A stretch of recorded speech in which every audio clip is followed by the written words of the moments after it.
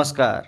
दुनिया में कुछ राज होते हैं जो सदियों तक छुपे रहते हैं और कुछ राज देश की सुरक्षा के लिए कभी सामने ही नहीं आते। ये कहानी है एक ऐसे गुप्त मिशन की जिसे अंजाम मिलने से पहले ही रोक दिया गया।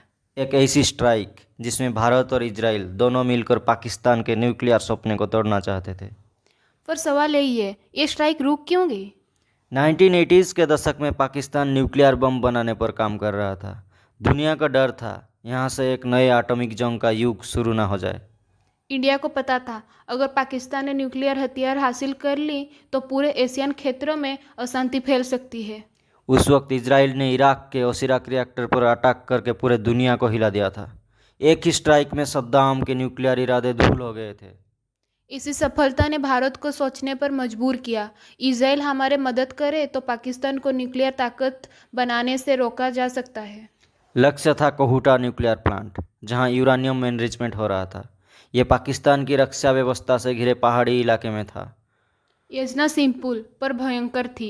इजराइल फाइटर जेट्स भारत के एयरबेस पर आएंगे, रिफिल होंगे और दोनों देश एक साथ गुप्त हमला करेंगे। अगर ये ऑपरेशन गलत हो जाता तो पाकिस्तान सीधे न्यूक्लियर जवाब दे सकता था। और तब की स्थिति में जंग सिर्फ दोनों देशों के बीच नहीं रहती, पूरे विश्व खतरे में आ जाता। इसलिए मिशन की जानकारी सिर्फ कुछ ही लोगों को पता थी, सेना, रॉ और मोसाद के चुनिंदा अधिकारी। उन्होंने कहूटा के आसपास एंटी एयरक्राफ्ट सिस्टम तैनात कर दिए और इंडिया को खुली धमकी दी, अटैक हुआ तो एटॉमिक जवाब मिलेगा।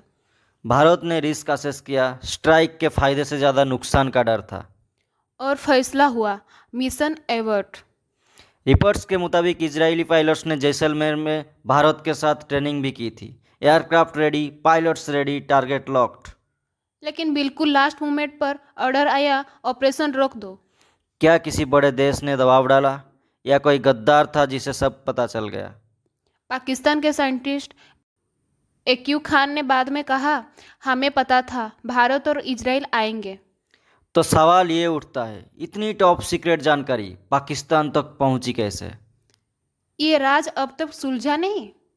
अगर ये मिशन अंजाम तक पहुंच जाता, शायद पाकिस्तान न्यूक्लियर पावर बन ही नहीं पाता।